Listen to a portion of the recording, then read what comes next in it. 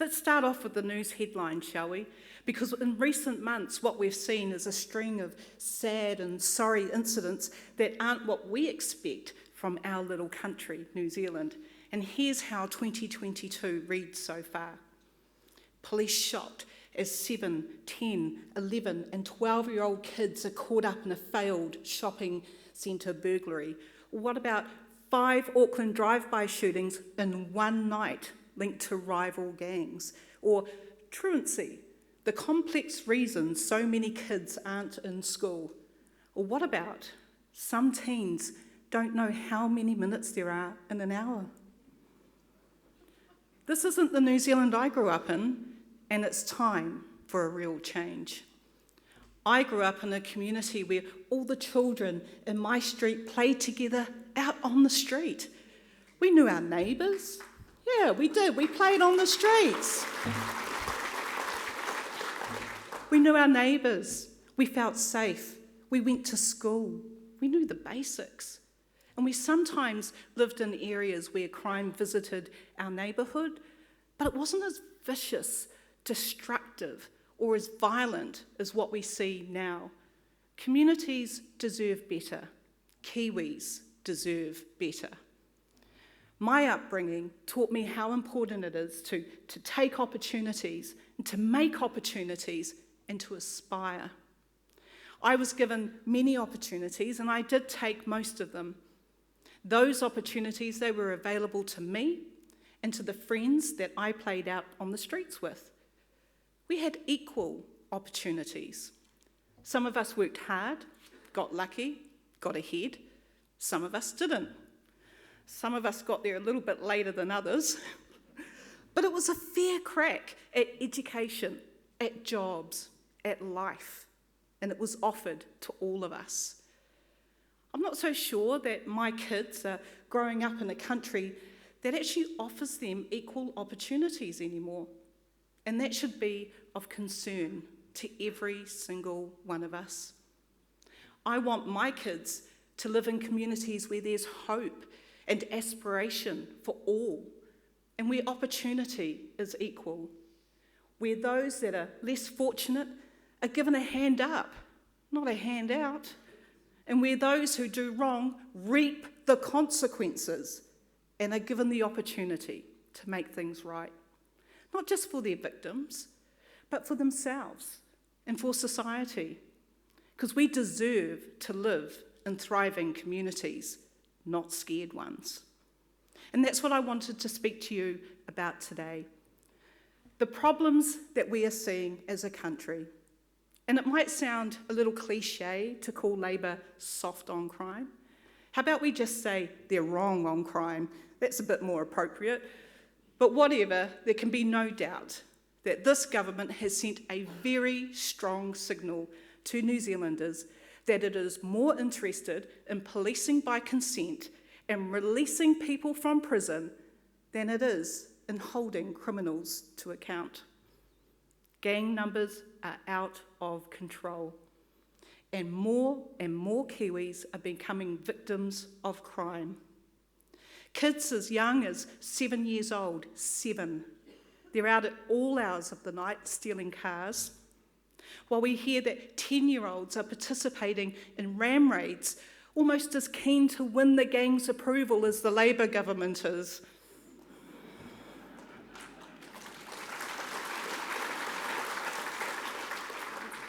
But this is not a comedy, it's a tragedy. Children as young as 8 years old and 10 been found hooked on methamphetamine.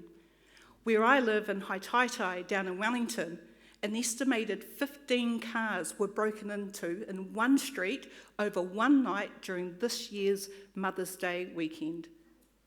Meanwhile, my local police station in Kilburnie is only open to the public between 8 a.m. and 10 a.m. from Monday to Friday. So you can just imagine how safe that community feels. The Labor government has cut the youth aid budgets by $10 million over the past year. And officers have told us that the youths, they've got no fear of consequence, and that they're hamstrung by their inability to even give chase anymore. Meanwhile, Labor can't even make up its mind about how many extra police they've managed to give the community since they promised you 1,800 back in 2017. The Minister of Police says it's 1,400. The Prime Minister tells you you've already got your 1,800, whereas the Police Association's figure is just above 1,300. It's like, as with the budget, this government just simply sprays and walks away.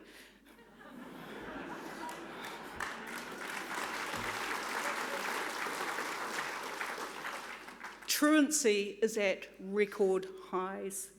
Over a third of our children are now missing school regularly. And even when kids do go to school, the quality of education is slipping further and further behind with each passing year. This isn't just a disappointment, it's a disgrace. Violent, recidivist criminals, they'll be allowed back into our communities with Labor's repeal of the 3 strikes legislation.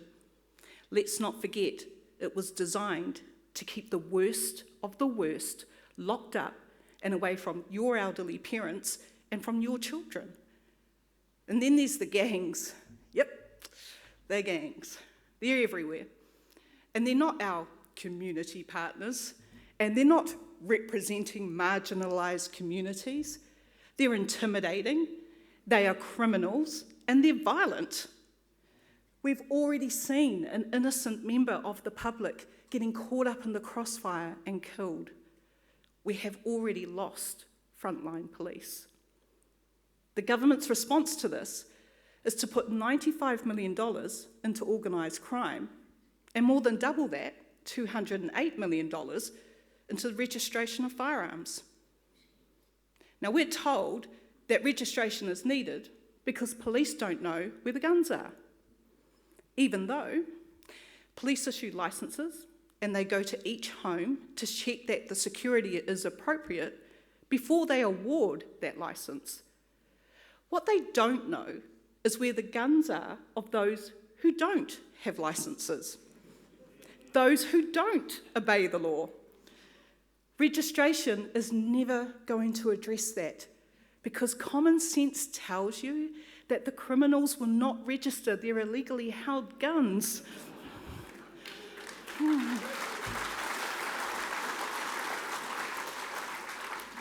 If the government put that registration funding of $208 million towards the $95 million tackling organised crime, then we were going to see far better use of your taxpayer money. And that's what those of us living in the real world actually want to see. So what are the solutions? What we need as a country are opportunities and aspiration, along with the confidence in ourselves as Kiwis and in the independent spirit that makes our home so special. New Zealand is lucky to be a small country with an intimate community. No country has a better opportunity to be a land of thriving communities. All the ingredients are right here. But yet somehow, a country with no shortage of space or shortage of places to live actually has the space to put people in. But we can't build. A country with thousands of schools has young people who believe that their best prospects are to go out there and join a gang. Our generous welfare system has created dependency instead of self-reliance. And this may all well have happened, actually, quite by accident. All too often, health and mental health care, they just don't measure up to the standards of a first world country. We are teaching our children all the language of self-diagnosis with none of the tools of character and empowerment that they actually need to improve. And you know, and I know, that it's getting worse. It's not getting better. Well, enough of this already. Thriving communities start with the right values. Personal responsibility has been forgotten in that rush to victimhood. Government policy has to start from the simple idea that people can and they must make a difference in their own lives. Because the simple truth is that the only alternative is a race to the bottom. Thriving communities are about making New Zealand a place where people feel safe, where they have opportunity and care when people need it. ACT has considered all of this while developing policies to deal with crime, dependency, and failed social services to deliver a better and more inclusive tomorrow. We believe that everyone deserves to have dreams, and those dreams should be attainable if we're given the opportunities to take them. But before we can dream, we need to make sure that the bed is well made first.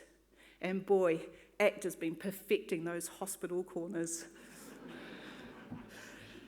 I put forward a bill in Parliament that was debated in May, the Criminal Proceeds and Recovery Bill.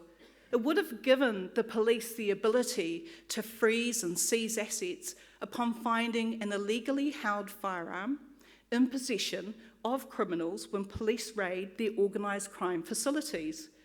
We need to hit the gangs where it hurts, and that's in their pockets, because their bling is more important to them than our communities. Labour and the Greens, they voted my bill down, but don't be disheartened.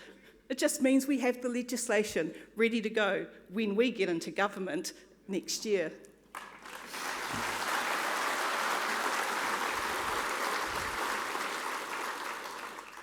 We also have legislation for gang control orders in the ballot box lottery, and this would put controls on criminals who are determined to buck the system and wreak havoc in your community.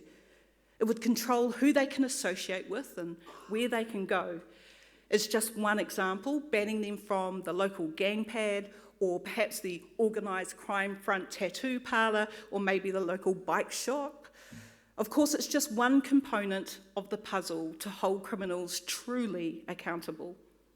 But we need to also address how we prevent recidivist criminal behaviour. Tony Severin, our MP down here in the front row, has a rehabilitation bill ready to go. It'll make it compulsory for every prisoner to complete a rehabilitation program before they are eligible for parole.